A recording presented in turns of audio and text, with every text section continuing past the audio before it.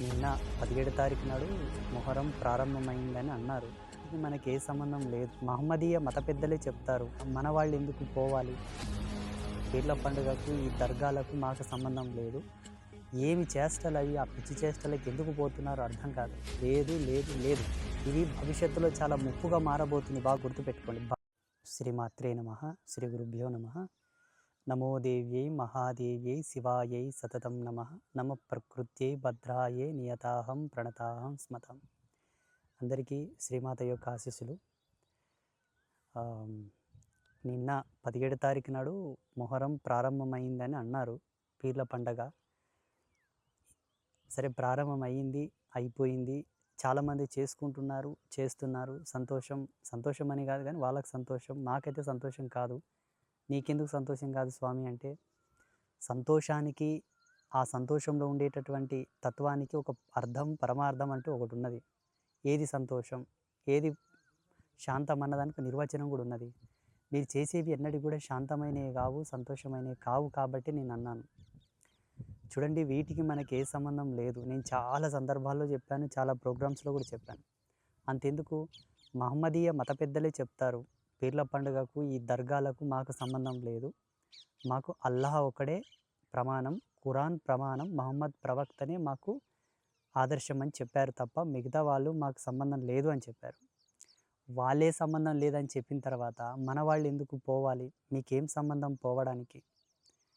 గతంలో మీ పెద్దలు చేశారంటారు, వాళ్ళు తెలియక చేశారు. వాస్తవంగా వాళ్ళకు తెలియదు కాబట్టి చేశారు, ఇది సత్యం. ఆ తెలియనితనాన్ని మనం ఎందుకు పోకడగా పోవాలి? మీకు తెలియకపోయినా భగవంతుడు, ఇప్పుడు శాస్త్రంలో ఒక మాట చెప్తారు, దైవం మానుష రూపేణ. భగవంతుడు ఏదో ఒక జీవరాశి యొక్క మనమున యందు ప్రవేశించి ఆ జీవరాశితో ఆ సత్కార్యం చేయిస్తుందని చెప్పి మన శాస్త్రాలు నమ్మిన సత్యం. ఏదో మాలాంటి వాళ్ళ యొక్క జ్ఞానమునందు భగవంతుడు ఒక సెకండ్లో ప్రవేశించి ఆ వాక్కుని చెప్పించాడేమో.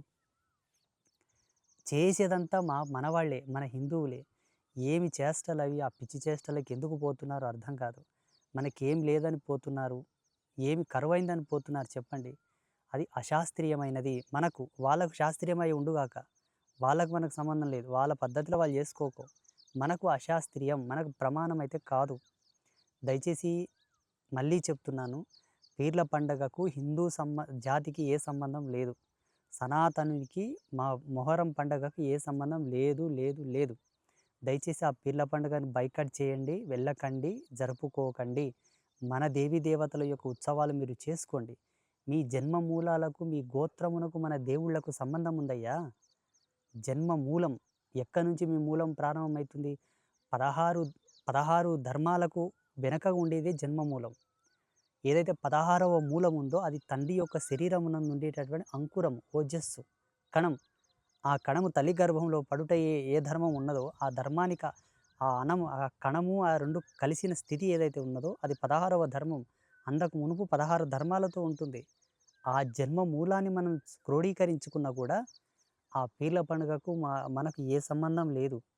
దయచేసి అర్థం చేసుకోండి. ఇది భవిష్యత్తులో చాలా ముప్పుగా మారబోతుంది. బాగా గుర్తుపెట్టుకోండి. బానిసత్వం, కటు బానిసత్వం. బాహుబలి సినిమాలో కట్టప్ప ఎట్లుంటాడు, అంతకన్నా హీనమైనటువంటి బానిసత్వంలో మన వాళ్ళు ఉన్నారు. దయచేసి దీన్ని మార్చండి. చరిత్రను మనమే రాయాల. ఎవరో మన గురించి రాయాల్సిన అవసరం మనకు లేదు. మన చరిత్ర మనం రాసి మన పిల్లలకు అందజేసి పోవాలి. అది మన విద్యుక్త ధర్మం. దీన్ని ప్రతి ఒక్కరూ నమ్మండి. దీనికి ఇప్పుడే శ్రీకారం చుట్టండి. దయచేసి ఎవరు కూడా హిందూ ధర్మంలో ఉండేటటువంటి బంధువులు ఎవరు కూడా పీర్ల పండగ ఉత్సవాలు జరుపుకోవద్దు, ఉరుసులు చేయొద్దు, కందుర్లు చేయొద్దు, ఆ మొహరం వేడుకలు చేసుకోవద్దు. ఎవరు చేయలేని సంతంతా మనం ఎందుకు చేయాలన్నదే నా బాధ. దయచేసి అర్థం చేసుకుంటారని చెబుతూ పీర్ల పండగను బంద్ చేయండి, పీర్ల పండగను బంద్ చేయండి, పీర్ల పండగను బంద్ చేయండి. శుభమస్తు. శ్రీమాత అనుగ్రహ ప్రసాద సిద్ధిరస్తు తదాస్తు.